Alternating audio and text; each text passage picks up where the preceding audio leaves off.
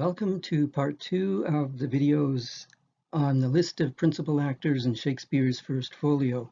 Whose life is it anyway? In the first video, we explored the gematria sum puzzles that are in the list of actors.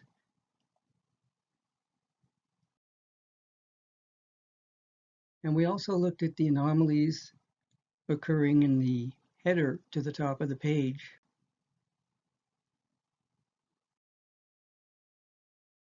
We also discovered a peculiar rebus that says his true life, but who is E.O.? The answer is surprisingly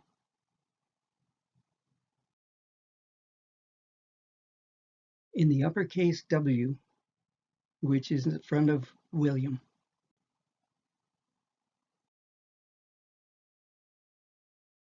The only other letter which remotely resembles this is an uppercase F, which appears in 2 places in the First Folio.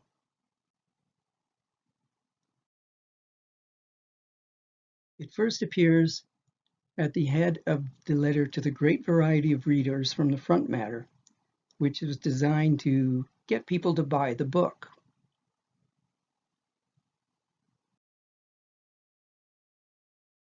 More importantly, it also appears at the epilogue to the second part of Henry IV, which is the absolute heart of the mysteries of the First Folio. But those will have to wait for other videos.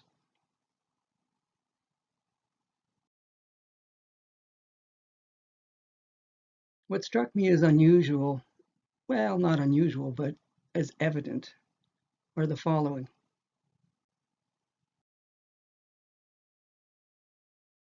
We have letter V, here colored in green,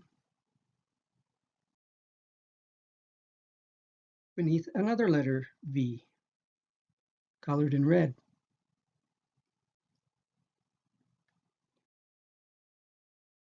On the left, we have what appears to be a mask for comedy.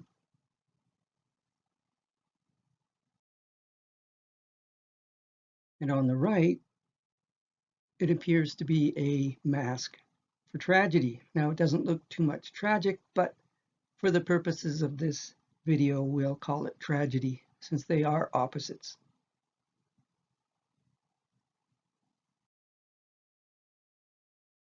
Beneath the W is what appears to be a pair of horns.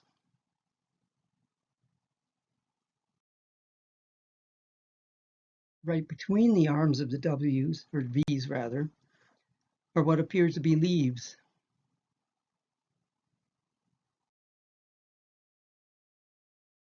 Right up at the top are a bunch of flourishes, which I can consider to be sky.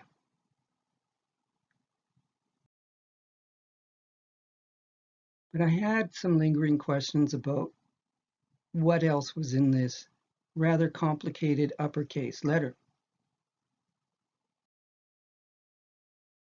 In particular, what were all of these little bumps and shapes in between the arms of the 2 V's? They're on either side of the leaves.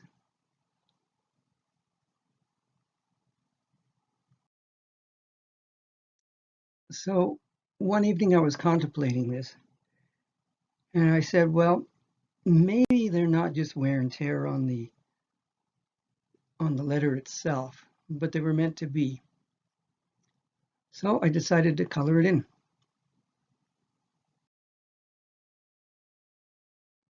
That created what to me looks like a broken staff. But there's more to this.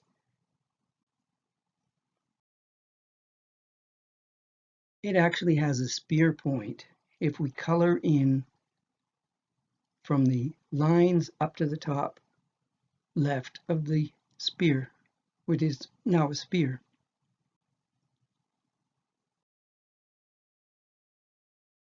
It comes complete with a ferrule to attach the spearhead to the staff.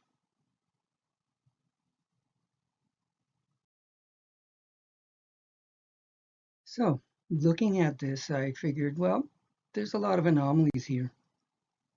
But another thing stood out for me. In hindsight, I found out that these two beards are pointing upwards for a reason.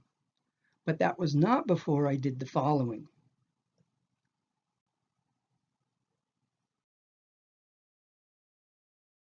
I turned the thing upside down so the beard points are facing downwards like they should be.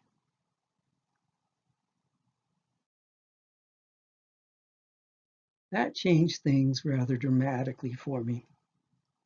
First,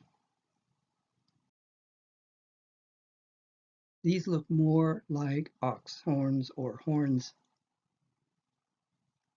but could it also be the symbol for Aries?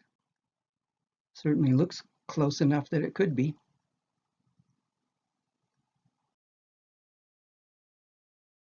Next, we have a series of shadings that connect the jester mask with the mask on for tragedy.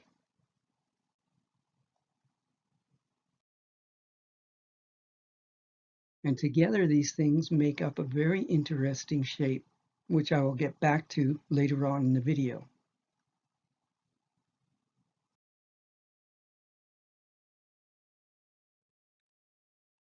You can see that the artist is actually shaded in beneath the horns to make it look as if we could shade it in ourselves and create an animal head like I have done there.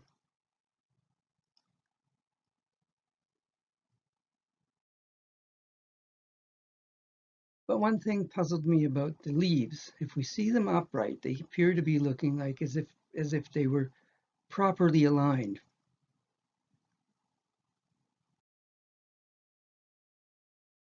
But something was odd when you turned it upside down. So I figured, why not just color it a different color? Blue's my favorite color, so blue it is. I tried to find out what kind of flower native to Europe would closely resemble this shape, because let's face it, leaves don't stick straight up and then have two sides. It's more like a flower. After a bit of investigation online, I discovered one almost perfect example of what this may be.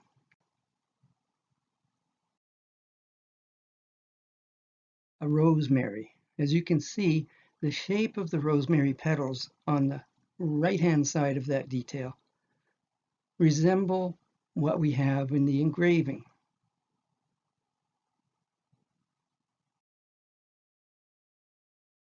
Even the proportions are closely matched, even though the photograph has a bit wider petal on the bottom than the engraving, which could be a result of just picking a different type of flower or something, and the artist used that as a model.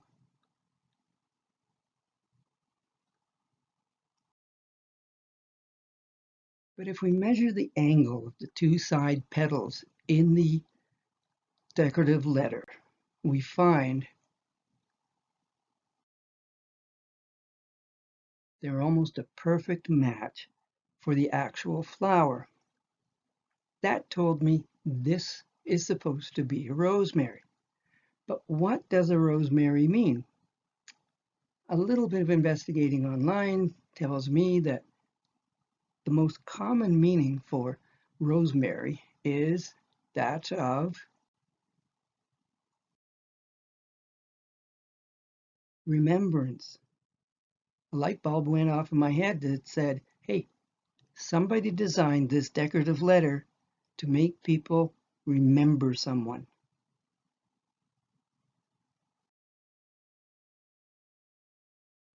And there was more that I discovered about this letter. A little shape that's right up at the top there, just above the two horns, has a very familiar look. It's a letter V. And everything in this decorative letter is bounded by a frame.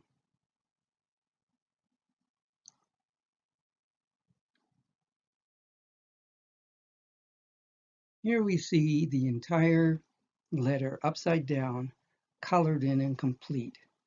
Now we can see clearly that there are more details than we thought if we'd see it in black and white alone. First of all, the clouds have become like a river flowing out from beneath the petal of the flower.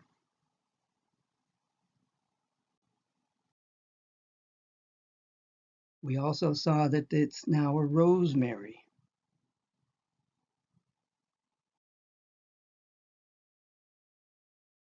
The mask for tragedy is wearing a little coronet.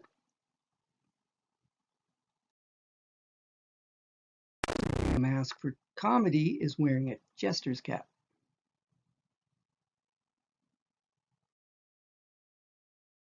We have the broken spear nestled between the two V's.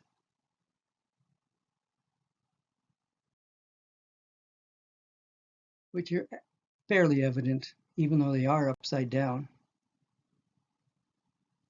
What's between those two masks, however, now becomes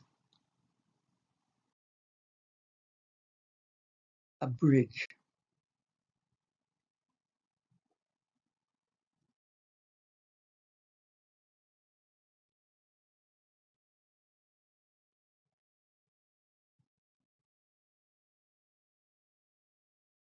The little curlicue shapes became horns, which hides another letter, V, a hidden V.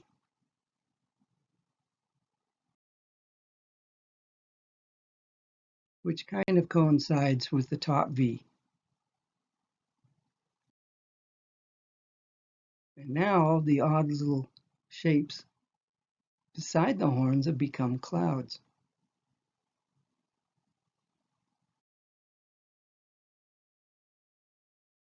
Now we'll get to the most interesting anomaly of all. This. We have seen that the yellow part resembles horns of an animal. The pink is like a bridge. If we isolate the two, we can see the shapes better.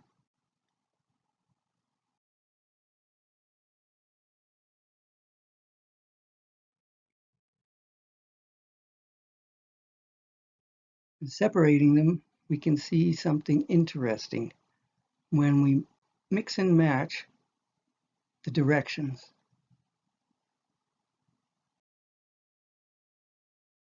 The horns now resemble an ox when the thing is upside right. When it's upside down, we see the bridge.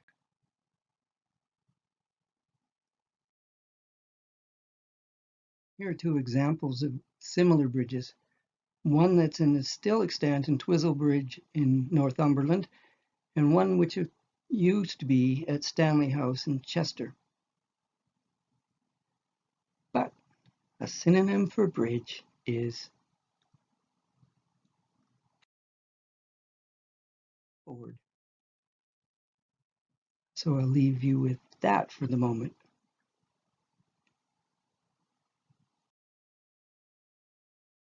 What we have now is a two-way rebus in which we see an ox horns over top of a bridge, over top of flowers that look like, or petals that look like a rosemary. And then we have the swirling lines that look like a river flowing.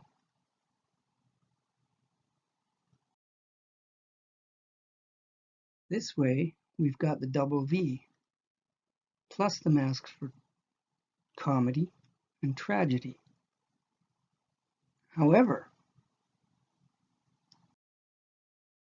this was puzzling me. This spear reminded me of something. It reminded me of the crest of a particular family or a particular title.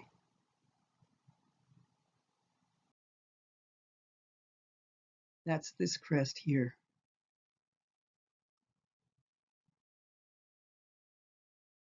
Note how the lion is holding a spear and the spear point is on the left, just like it is in the decorative letter. The family to which this belongs was for the title of the Viscount Bolbec family. And when we combine that with the double B, we get the beginnings of a clearer picture of what is meant by this decorative letter and who is represented by the true life.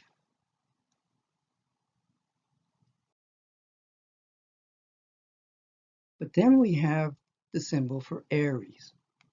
What is that all about? Well, it just so happens that the man who is alluded to in this decorative letter was born on April 12th.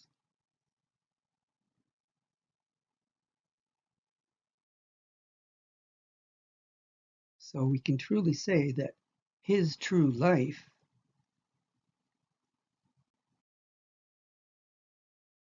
belongs to EO.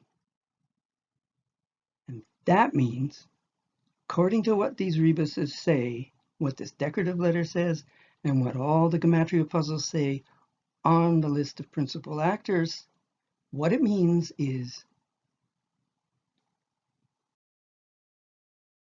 William Shakespeare was Edward de Vere, the 17th Earl of Oxford, also known as Viscount Bolbec.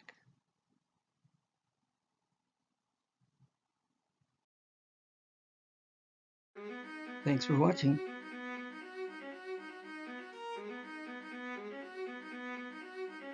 Stay safe. Another wave is on its way.